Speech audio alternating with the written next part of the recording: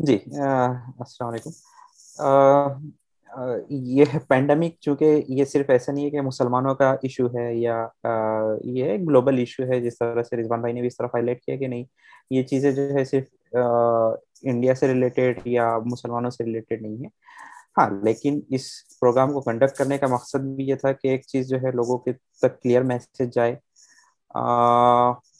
चूंकि ये खास मतलब यानी कि जो माइनॉरिटी कम्युनिटी है, उसमें जिस तरह के मुख्तलिफ चीज़ें, कंस्पिरेसी थेरीज और मुख्तलिफ सवालात जो है लोगों के हैं, तो ये एक फितरी चीज़ है। क्योंकि जब भी कोई ये अगर हम कम्युनिटी साइकोलॉजी को देखें तो कम्युनिटी साइकोलॉजी में इसको पैरानॉइड साइकोलॉजी कहते हैं, कि जो भी कम्युनिटी जो है माइनॉरिटी में रहती है, देर always have a psychology of a paranoid. so they always in impression ke something and everything which is there is against them. So that is a natural phenomena and we have to understand it and we have to accept it. So that psychology we have to change. हाँ, अब जो है, जो चीज मैंने इस पहली तरफ इशारा किया था कि we have to change the behaviour, we are not lacking in knowledge. Everybody, हम जो जो लोग, सबको जो है कोरोना के से कैसे बचा जाए, किस तरह से उसका जो है दिफा किया जाए, कोरोना बीमारी होने के बाद क्या किया जाए, कहाँ पे इसकी फैसिलिटीज है, टेस्ट क्या करवाना है, टेस्ट करवाने के बाद इलाज क्या होता है, इलाज में कौन कौन से मेडिसिन है, कहाँ मिलते हैं, कितने में आता है, कौन से डॉक्टर्स है, ये सारी जानकारी लोगों के पास है। मैं ये नहीं समझता कि जो है ये चीज बहुत लोगों के लिए अभी नई चीज होगी, लेकिन प्रॉब्लम ये है कि लोगों का बिहेवियर और एटीट्यूड। तो हमारे लिए जरूरी है कि हम जो है जिस तरह से इनिशिएटिव्स ले, जो स्टेप्स ले, वो एक जो है खास तौर पर जो है, और जो चीज है ऑर्गेनाइजेशन लेवल पर, कि ये है कि बिहेवियर मॉडिफिकेशन स्टेप्स और behaviour modification intervention is very important, crucial right now. And I feel कि ये जो प्रोग्राम है ये भी एक बिहेवियर मॉडिफिकेशन स्टेप में है। इसके बिहेवियर मॉडिफिकेशन लाइक इंटरवेंशंस में एक ये होता है कि चीज़ों को जो है रिपीटेडली इस तरफ मुतवज्जे किया जाए जो पॉजिटिव वे में उसको हो, और जो निगेटिव चीज़ें हैं उसको प्रिवेल किया जाए। तो ये दो चीज़ें थी जो मेरी तरफ से मैं आपको कन्वे करना चाह रहा था। और बाकी चीज़ें जो हैं, जो बेसिक चीज़ें हैं, मास्क पहनिए, हाथ धोइए, और एक डिस्टेंस बना के रखिए, और मेजर गैदरिंग्स, बड़ी बड़ी गैदरिंग्स जो है वो चीज़ जो है मैं ये चाहता हूँ कि एक बैलेंस अप्रोच बहुत ज़रूरी है लोगों में। मैंने ये खास तौर पर नोटिस किया हूँ कि we are having extremes of approaches.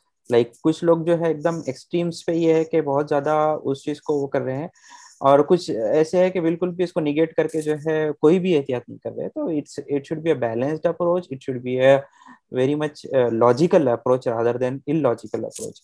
तो सबसे यही दरख्वास्त है कि सबको अपनी जो है सेहत और अपने फायदे की जो है सबको उतनी समझ, तो कॉमन सेंस और उतना कॉग्निटिव लेवल तो जो है हर एक में होता है कि क्या चीज़ फायदे वाली है और क्या चीज़ नुकसान वाली है। बस लोगों को ये समझना चाहिए कि मेरे को किस चीज़ से फायदा है और किस चीज़ से नुकसान है।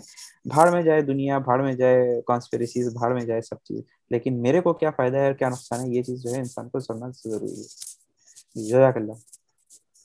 जज़ाकल्लाह मुफीद भाई।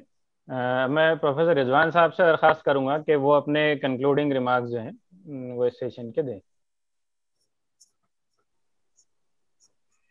जी thank you. So first and foremost हम लोग ये समझें कि ये वायरस रियल है, ये डिजीज रियल है, ये डेडली है और डेंजरस है, ये ट्रांसमिट होती है और ये जो है इंसानों को खत्म कर रही है, मार रही है।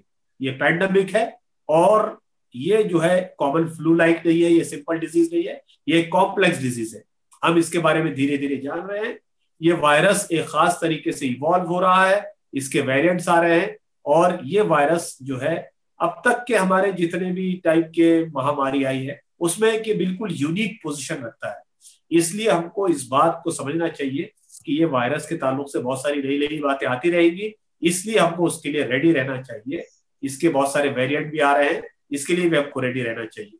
ये कॉमन फ्लू लाइक वायरस नहीं है, इसका ट्रीटमेंट भी हो सकता है और धीरे धीरे हम इसके ट्रीटमेंट के बारे में ज्यादा जान रहे हैं। इसका ट्रीटमेंट ओपीडी में नहीं हो सकता, इसका ट्रीटमेंट जो है, ये कोई डिजीज ऐसी नहीं है जिसको आउट ऑफ प्रोपोर्शन ब्लोन कर दिया गया हो, ये ऑलरेडी ब्लोन आउट डिजीज है, बहुत ज्यादा खतरनाक। ये हुआ वायरस के बारे में। नंबर दो, कोविड 19 की कंस्पिरेसी थ्योरी के बारे में। सारी कंस्पिरेसी थ्योरी ज्यादातर डिफ्लेट की जा चुकी है, हकायक सामने आ चुके हैं। एक साल पहले जो कंस्पिरेसी थ्योरीज थी आज वो मर चुकी है और उनके सारे फैलाने वाले अपना मुंह छुपाए कहीं घूम रहे हैं। कुछ उनमें से बहुत ज्यादा दीदा दिलेर है, तो वो सामने आकर अभी भी नई नई कंस्पिरेसी थ्योरी बना रहे हैं। ये वायरस बायो वेपन नहीं है, किसी ने इसको नहीं बनाया है। इस तरह के वायरस धीरे धीरे आते रहेंगे। जैसे जैसे डिफ्रॉस्टिंग होगी, जो क्लाइमेट चेंज हो रहा है उसकी वजह से ग्लेशियर जो पिघल गए हैं, तो करोड़ों अरबों सालों से उन ग्लेशियर्स में मौजूद वायरसेस और लाइफ और बैक्टीरिया वो जानदार दोबारा हमारे सिस्टम में आ सकते हैं। इसका पूरा इम्कान है, इसके साइंटिफिक एविडेंस भी आने लगे हैं।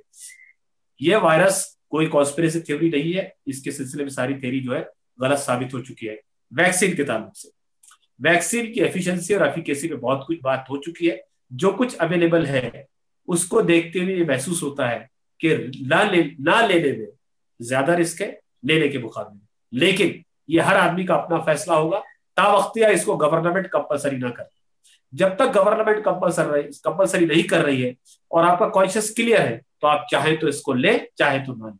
लेकिन जब गवर्नमेंट कंपलसरी कर देगी तो हर एक आदमी को इसको लेना चाहिए, और इसके सिलसिले में जो भी इसके पॉजिटिव नेगेटिव है उसको ध्यान में रखते हुए इसको इस पर उनको अमल बजाना चाहिए। जब तक ये कंपलसरी नहीं है, जब तक ये चॉइस है, और ये हमारी आपकी चॉइस है कि हम उसको ले या नहीं। वैक्सीन के लेने के बाद भी कोरोना हो सकता है, क्योंकि एंटीबॉडी रिस्पॉन्स माउंट होने के लिए टाइम लग रहा है। ऐसा क्यों है ये हम नहीं जानते। वैक्सीन जल्दी से बनाई गई है, तो अभी बहुत सारी नई नई बातें खुल के सामने आएंगी।